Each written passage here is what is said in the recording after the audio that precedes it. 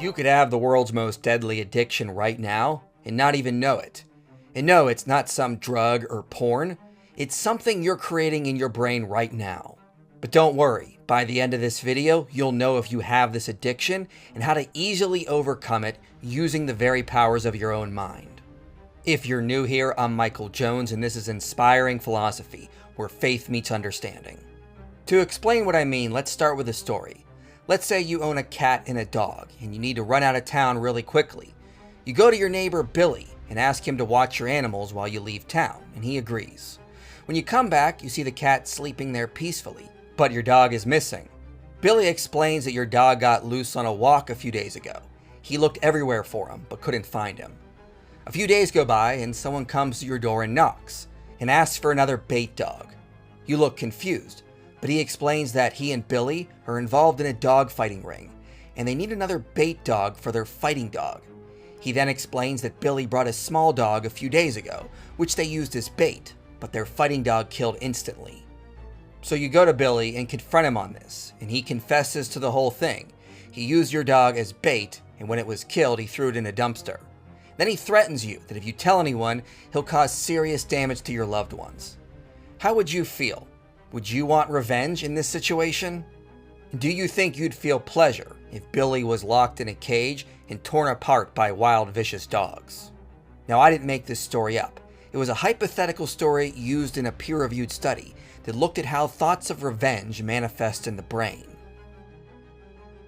What they and other researchers have found is that thoughts of revenge activate the reward and craving circuitry in the brain. You get a hit of dopamine when you fantasize about revenge after you've been wronged or imagine that you've been wronged. You see, your brain doesn't want to be in pain, and when you feel you've been wronged or have a grievance, your brain will activate the pain network in your interior insula, and you will experience mental anguish. But because the brain doesn't want to be in that state, it will look for ways out. And one way is to get pleasure from a quick hit of dopamine by fantasizing or even plotting revenge. Pleasure from fantasizing or imagining revenge has been found in numerous studies now. And think of some of the most popular action movies. They tend to center around revenge or avenging on someone else's behalf who has been wronged. Revenge feels good, and we know that. That's why we keep fantasizing about it in the books and movies that we create. But it also has the potential for dangerous consequences. Revenge doesn't just give us pleasure. It can also activate the brain's pleasure and reward circuitry of addiction. Just like with any drug you take to get a quick high or some pleasure, the more you do it, the more the brain will crave it. And because thinking of revenge gives us that feeling of pleasure, the more you think or fantasize about it, the more the brain is going to crave it, and you could potentially develop an addiction. But unlike other addictions where you just harm yourself, when it comes to craving revenge, to satisfy those cravings, you would have to harm other people, or people close to them who you feel have wronged you. Take someone like Andrew Tate and the lengths that he's willing to go through to hurt people who he feels have wronged him. I don't care if it costs me $1 million to take $1,000 out of your bank. You're gonna be in court twice a month for the rest of your human years. I don't care. I will sue you for any and every reason forever. And you're gonna have to hire lawyers and turn up forever. I will do that. I'm that guy. I'm petty. I'm petty and I've got a lot of money and a lot of time.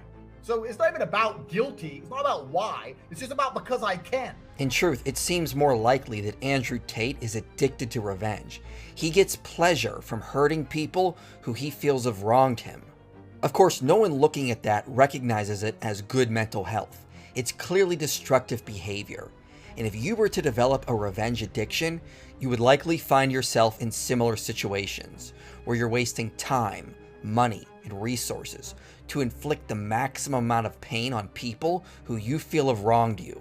Think of what we all do on social media. I know I'm guilty of this.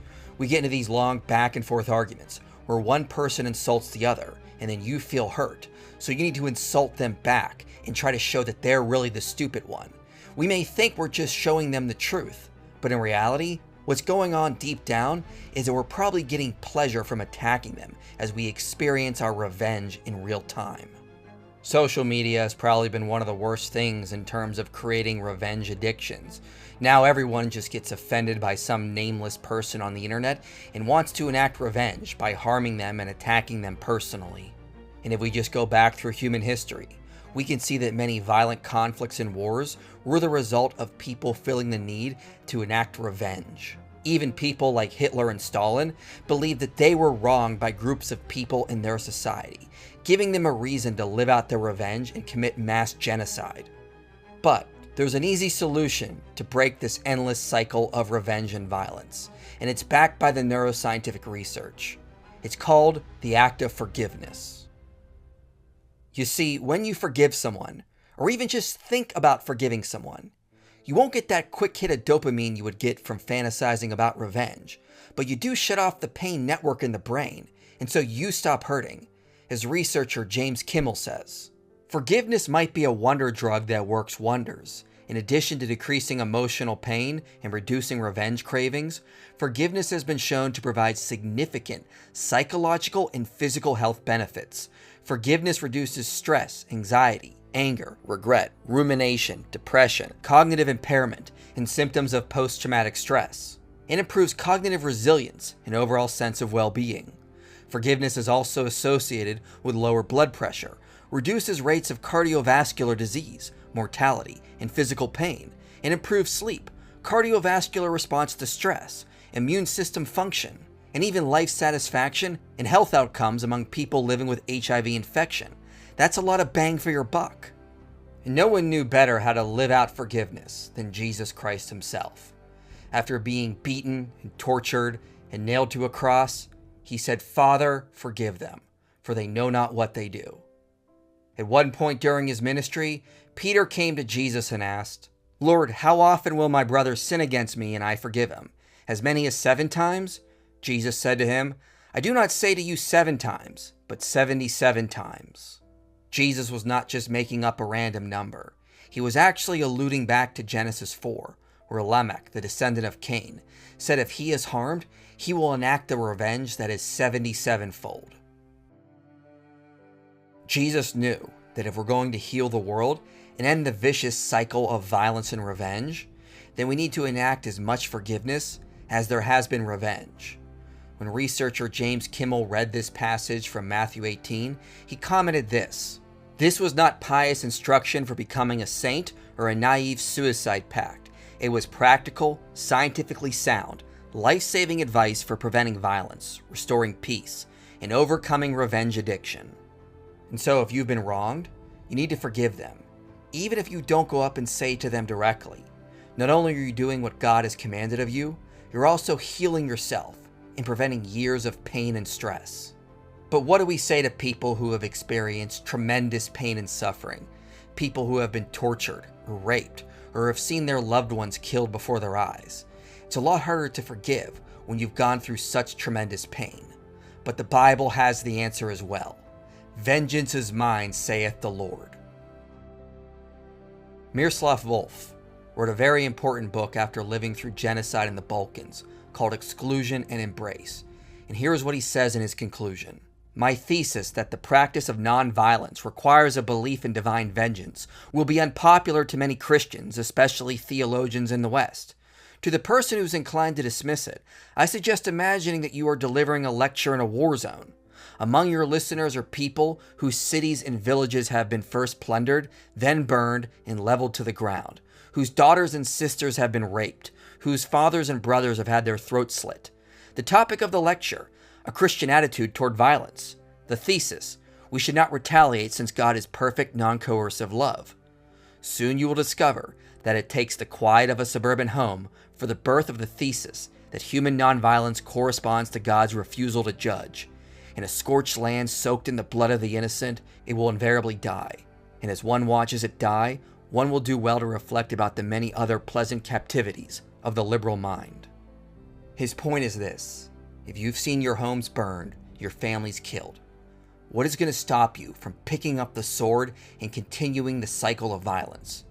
Are you going to tell that person, well, violence doesn't solve anything, and just forgive them? They're not going to care. They want justice and they deserve justice. Who is going to give it to them? The Bible's answer is this: there is a God, and he will set everything right. All will stand before the judgment seat and give an account of what they've done, and he will make every wrong into a right. He will wipe away every tear, And death shall be no more, neither shall there be mourning, nor crying, nor pain any more, for the former things have passed away. The answer to your problems may be hard to do, but it's also simple. Leave vengeance to God. He will make everything right, and everyone will give an account of all they've done. As for you, you need to follow Christ when he forgave his enemies on the cross. Forgive them and let yourself be healed.